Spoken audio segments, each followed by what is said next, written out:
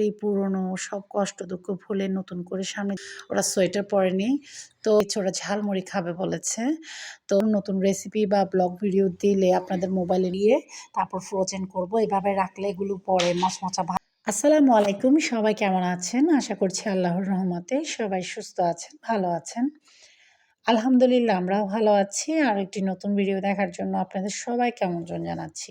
আশা করছি আমার আজকের ভিডিওটিও আপনাদের খুব ভালো লাগবে। নতুন বছর, নতুন দিন, নতুন সকাল। কিন্তু সকালটা হচ্ছে কয়েকদিন ধরে খুবই বোরিং আর একদম হাড় কাঁপিয়ে দেওয়া ঠান্ডা সকাল। এতটা ঠান্ডা আসলে ভালো লাগে না। সূর্যর দেখা নেই। শীতকালে সূর্যটা অনেক বেশি কাঙ্ক্ষিত হয়ে যায়। সবাই সূর্যের জন্য অপেক্ষা করে, একটু রোদ। তো কিছু নেই। আজকে প্রায় ৪-৫ দিন ধরে এরকম একটা আবহাওয়া। সকালবেলা ছাদে উঠলে মনে হয় যেন শিশিরের কণাগুলো এমন করে মানে সকালের কুয়াশাগুলো পড়ে মুখের মধ্যে কাঁচের টুকরার মতো এসে মানে পড়ে আরকি। রাস্তাঘাট সব ভেজা থাকে কুয়াশায়। আর এতটা অসহনীয় ঠান্ডা পড়ছে কি বলবো? বলে বোঝানোর মতো ভাষা নেই। এখানে সকাল থেকে সন্ধ্যা, রাত এমনই কুয়াশা ছিল। তো এগুলো আসলে একদিন হলে সহ্য করা যায়। টানা ৪-৫ দিন কি যে অবস্থা! তো কিছু করার নেই। সবই আল্লাহর ইচ্ছা। আল্লাহ যেদিন চাইবে সবকিছু আবার ঠিক করে দিবে। তো আমরা তো বাড়িঘরে আছি, আমাদের সবকিছু আছে আলহামদুলিল্লাহ। তো যারা পথশিশু বা যারা পথে থাকে আরকি, ওদের অবস্থা চিন্তা করছি। ওরা কিভাবে এই ঠান্ডাটা সহ্য করছে। আল্লাহ এই পরিস্থিতিটা একটু সহজ করে দাও। এগুলো ভাবি যখন আমরা শহরে ছিলাম রাস্তাঘাটে অনেক রকম অনেক কিছু চোখে পড়তো, খুবই কষ্ট লাগতো। কলিজা কেঁপে উঠতো। ছোট, ছোট বাচ্চারা দেখা যায় কি কাপড়-চোপড় ভালো করে নেই। আসলে ওদের কত কষ্ট। তো আল্লাহ তাআলা যেভাবে রেখেছে এটার জন্য হাজারো শুকরিয়া। নতুন বছর, নতুন দিন। আশা করি পুরনো সব কষ্ট দুঃখ ভুলে নতুন করে সামনের দিকে এগিয়ে যাওয়া হবে, নতুন কিছু শিক্ষা নিয়ে। তো আজকে সকালে ভাপা পিঠা বানাবো। যদিও বা এটা আজকে বানানোর ইচ্ছা ছিল না। রাতের বেলা আয়াতের আবদার ছিল। সকালে ভাপা পিঠা খাবে। তো ভাবলাম বানিয়েই ফেলি। কারণ আজকে আয়াতের স্কুলে যেতে হবে। আর ২ বার ৩ বার করে বাহিরে যেতে হবে। ভাবলাম সিম্পল কিছু করব কিন্তু পারলাম না। তো যা হোক দ্রুত হাতে এগুলো করে নিচ্ছি। যারা আমার ভিডিওটা আম শুরু থেকে দেখছেন স্কিপ না করে ছোট্ট একটা লাইক দিয়ে আশা করি ভিডিওটা কন্টিনিউ করবেন। আপনাদের ছোট্ট একটা লাইক আমার এই ভিডিওটাকে আপনাদের মতো অসংখ্য আপু ভাইয়াদের কাছে পৌঁছে দিবে। আতপ চালের গুঁড়াটাকে একটু লবণ আর একটু পানি দিয়ে হালকা ঝরঝরে করে মেখে আমি কিছুক্ষণ রেখে দিয়েছি।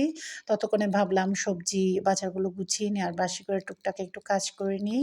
তারপর গুঁড়াটাকে আমি ভালো করে চেলে নিব। তো চেলে আমি পিঠা বেশ কিছু বানিয়ে ফেলেছি। আর মাত্র ২ টা কি ৩ টা পিঠা হবে। তো বাকিগুলো বানিয়ে আমি কি করেছি কিছু, কিছু পিঠা হতেই ২ টা কি ৩ টা হতেই প্লেটে তুলে, তুলে বাচ্চাদেরকে দিয়ে দিয়েছি। কিছু পিঠা থাকে যেগুলো গরম ধোঁয়া ওটা খেতে ভালো লাগে। আবার কিছু পিঠা আছে যেগুলো ঠান্ডা খেতে ভালো লাগে। তো একেক খাবারের একেক ধাঁচ। এই পাতিলটা আমার সংসার জীবনের শুরু থেকে এখনো পর্যন্ত আমার সাথেই আছে। তো এটা দেখা যায় কি বছরে ১ মাস কি ২ মাসের জন্য নামানো হয় আরকি।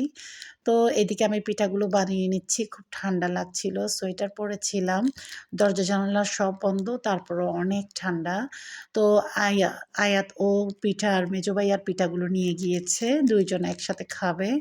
তো আলিফ বলল, "আমি পরে খাবো আম্মু তোমার সাথে।" তো আমি ভাবলাম পিঠার কাজটা শেষ করে নিই। তারপর একসাথে খাওয়া যাবে। তো এদিকে আয়াত বসে, বসে খাচ্ছিল। আমি পর্যায়ে এসে বললাম, "বাবা পিঠা কেমন হয়েছে?" ও পিঠাগুলোকে ভেঙে, ভেঙে ভিতর থেকে মিঠা চেক করে, করে মানে গুড় চেক করে, করে খাচ্ছিল। তো ও বলছিল, "খুব ভালো হয়েছে।" তো অন্যদিকে ইশারা করে দেখাচ্ছিল যে মেজো ভাইয়া এখনো খাচ্ছে না, বসে আছে। তো ওদের রুমের দরজা জানালা একদম খোলা হয়নি, তাই ঠান্ডাটা একটু কম ছিল। ওরা সোয়েটার পরেনি। তো ওইদিকে আমি তাড়াহুড়ো করে আয়াতের স্কুলে চলে এসেছি। সময় দিয়েছিল সকাল ৯ টা। আজকে ১ তারিখ ছিল। বই দিবে সবাইকে বলেছিল। তো এখন কিন্তু প্রায় ১০:৩০ টার উপরে হয়ে গিয়েছে। তো টিচাররা বসে থাকতে, থাকতে বিরক্ত হয়ে গিয়েছে। গার্ডিয়ান বলতে গেলে তেমন কেউই আসেনি। বাচ্চারাও খুবই কম এসেছে, নামমাত্র কয়েকজন। আসলে বাচ্চাদের কথা বলেও লাভ কি? আমার ঘর কাছে, আমি আসতে পেরেছি। দেখা যাচ্ছে হালদা নদীর পাড়ে স্কুল। অনেক ঠান্ডা, নদীর ঠান্ডা বাতাস। তো আয়াতের রেজাল্ট দিয়েছিল এর ২ দিন আগে আয়াত রেজাল্টের জন্য আসতে পারেনি। তো আজকে এসে ম্যাডামদেরকে সালাম করলো। সবাই ওকে জড়িয়ে ধরে একদম আদর দিচ্ছিল। তো ভাবলাম স্কুলের বারান্দায় সবাইকে একটু করে ভিডিও করি। আজকের দিনটা স্মৃতি হয়ে থাকবে। তো ও তো অনেক মনে আনন্দ নিয়ে এসেছে। অনেকগুলো বই পাবো, ছবি দেখব। নতুন বইয়ের শখ কিন্তু সবারই। আমরাও ছোটবেলায় নতুন বইয়ের জন্য অনেক শখ করতাম। তো আয়াত বই নিয়ে এদিকে একটু দাঁড়ালো। আমি ভাবলাম একটু করে ওকে ভিডিও করে নিই। সুন্দর সময়ের কিছু স্মৃতি হয়ে থাকবে। শুধুমাত্র ২ টা বই পেয়েছে। তো যা হোক যতটুকু পেয়েছে এতেই সন্তুষ্ট হওয়া উচিত। পরবর্তীতে বাকি বইগুলো দেওয়া হবে বলেছে। তো আমার ছেলেটা তো বই নিয়ে ঘরে চলে এসেছে। ঘরে আসার পরপরই কিন্তু আমি গরম পানি করে বাচ্চাদেরকে গোসল করিয়ে দিয়েছি। কারণ হুজুর আসবে। তো অন্যদিকে ঝালমুড়ি মেখে দিয়েছি, ওরা ঝালমুড়ি খাবে বলেছে। তো এগুলো করে আমি আসলাম আমার বিজনেস পেজের কিছু কাপড় ছিল অর্ডারের, সেগুলো প্যাকেট করতে। কারণ এটা তো আমার প্রতিদিনের কাজের একটা অংশ হয়ে গিয়েছে। এই কাজগুলো ফেলে রাখলে হয় না। সময়ের জিনিস সময় করে ফেলতে হয়। তো এগুলো ভাবলাম ফাইনাল চেকটা দিয়ে আমি প্যাকিং করে ফেলি। বিকালে এগুলো দিয়ে আসা হবে। তো এখানে বেশ কিছু কাপড় আমি এখন প্যাকেট করব আরকি। তো এই কাজগুলো আসলে সময় সাপেক্ষ। কারণ প্রতিটি কাপড়ের এপাট-ওপাট আমি ভালো করে চেক করে সবকিছু তারপর প্যাকেট করব। তো একেকটা কাপড় চেক করতে কিন্তু অনেক সময় লাগে। সামান্য কিছু কাপড় এখানে তুলে ধরেছি। এগুলো কিন্তু একেকটা কাপড় অনেকগুলো পিস হিসেবে গিয়েছে আরকি। তো এটা হচ্ছে আমার ফেসবুক পেজের নতুন পথ চলা। আশা করি এই পথ চলায় আপনাদেরকে পাশে পাবো। আপনারা পাশে থাকলে এই পথ চলাটা আমার জন্য আরেকটু সহজ হবে। তো এগুলো একটা চাইতে একটা কালার এত সুন্দর, রং, কস, গ্যারান্টি। এগুলো রাফ ইউজের জন্য একদম পারফেক্ট। এর চাইতে ভালো কাপড় হয় না। আর ওড়না অবশ্যই নামাজি ওড়না। তো এই সেম কাপড়গুলো কিন্তু আমি নিজেও সেলাই করে পরছি। তো এগুলো পরে খুবই আরামদায়ক। আর প্রাইস কি বলবো? একদম রিজনেবল প্রাইসে আমি এই কাপড়গুলো দিচ্ছি। তো আপনারা যদি কেউ নিতে আগ্রহী হয়ে থাকেন, আশা করি আমার ফেসবুক পেজে নক করবেন ইনবক্সে। আমি এই ভিডিওর ডেসক্রিপশন বক্সে এ আমার বিজনেস পেজের লিংক দিয়ে দিব। আপনারা কেউ দেখতে চাইলে লিংক প্রেস করে চলে যাবেন পেজে। তো এদিকে আমি একটা ড্রেসের সালোয়ার প্লাস ওড়নাগুলো আপনাদেরকে এপিট-ওপিট করে দেখিয়ে দিচ্ছি। আমার প্রতিদিনের কাজের কিছু অংশ আমি আপনাদের সাথে শেয়ার করি। ভাবলাম এটাও তো আমার প্রতিদিনের কাজের অংশ। তাই একটু শর্টকাটভাবে আপনাদের জন্য শেয়ার করা যাক। যারা আজকে ১ম আমার ভিডিওটা দেখছেন, আমার ভিডিওর কোনো অংশ যদি এতটুকু ভালো লেগে যায়, পরবর্তীতে নতুন ভিডিও দেখতে চান, তাহলে এখনই সাবস্ক্রাইব করে পাশে থাকা bell button, all button click করতে ভুলবেন না। এতে করে পরবর্তীতে আমি যেকোনো নতুন রেসিপি বা ব্লগ ভিডিও দিলে আপনাদের মোবাইলে নোটিফিকেশন পৌঁছে যাবে। অবসর সময়ে দেখে নিতে পারবেন। আমার চ্যানেলের শুরুর দিকে প্রচুর পরিমাণে রেসিপির ভিডিও দেওয়া আছে। চাইলে কিন্তু রেসিপি দেখে শীতের মজাদার গরম, গরম পিঠাপুলিও বানিয়ে খেতে পারেন। খুব শর্টকাট সিম্পলভাবে আমি অনেকগুলো রেসিপি শেয়ার করেছি। তো এদিকে আয়াত ওর হুজুরের কাছে পড়তে বসে গিয়েছে। ও কিন্তু হুজুর প্লাস ওর ভাইয়াও হয়। তো অন্যদিকে আমি চুলায় বেশ কিছু গরুর মাংস দিয়েছি। হলুদ, লবণ আর লেবু পাতা দিয়ে এগুলোকে 50% সিদ্ধ করে পানি ঝরিয়ে তারপর ফ্রোজেন করব। এভাবে রাখলে এগুলো পরে মচমচা ভাজা করলে কিন্তু খুবই টেস্ট হয়। আর চর্বিটাও কেটে যায় আরকি।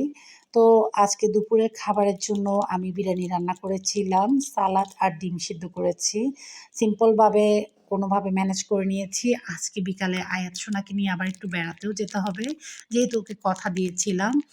আয়াত স্কুল থেকে এই ২ টা বই পেয়েছে। ভাবলাম বই সংক্রান্ত কিছু বিষয় আপনাদের সাথে একটু শেয়ার করি। এখানে যে বইয়ের উপর ছবি দেওয়া হয়েছে এটা একটা মেসেজ। এখানে একটা বাচ্চা হচ্ছে দৃষ্টি প্রতিবন্ধী, আরেকটা বাচ্চার একটা পা নেই। কিন্তু খেলায় সবাই একই তালে খেলছে। তুমি পারবে না বা তোমার দ্বারা এটা সম্ভব না, এটা না। সবাইকে সবকিছুতে বাচ্চাদেরকে একই সাথে একই তালে চলতে হবে। কাউকে ছোট করে কোনো কিছু বলা বা ভেদাভেদ করা কিন্তু ঠিক না। অনেক সময় দেখি স্কুলে তুমি মোটা, তুমি কালো চালো, তুমি বেটে বা তোমার এটা নেই, এগুলো কিন্তু বাচ্চাদের ভিতর ভেদাভেদটা চলে আসে। তো এইজন্য এটা একটা মেসেজ ছিল। এটা আশা করি সুন্দর মন মানসিকতা নিয়ে নতুন বছরে সবাই সামনের দিকে এগিয়ে যাবে। বাচ্চাদেরকে ভালো কিছু শেখানোর চেষ্টা করব আমরা মা-বাবারা। তো এবার আজকে বিরিয়ানিটাও রান্না প্রায় হয়ে গিয়েছে। অন্যদিকে আমি পাস্তা রান্না করে রাখছি বিকালের জন্য, যেহেতু আমি বিকালে বাহিরে যাব। আর আমি যখন স্কুলে ছিলাম, আজান আর আলিফ মিলে পুডিং বানিয়েছিল। আজানের রেজাল্ট দিয়েছে, আজান প্রতিবারের ন্যায় ফার্স্ট হয়েছে। আর মাশাআল্লাহ আমার আয়া তো একদম অপ্রতিদ্বন্দ্বীর মতো করে ভালো রেজাল্ট করেছে। আর বললাম না আরকি। তো সবাই দোয়া করবেন আমার বাচ্চাদের জন্য, ওর ভাইরা ওকে উইশ করার জন্য এই আয়োজনটা করেছে। সবাই ভালো থাকবেন। আজকের জন্য এতটুকু। আল্লাহ হাফেজ।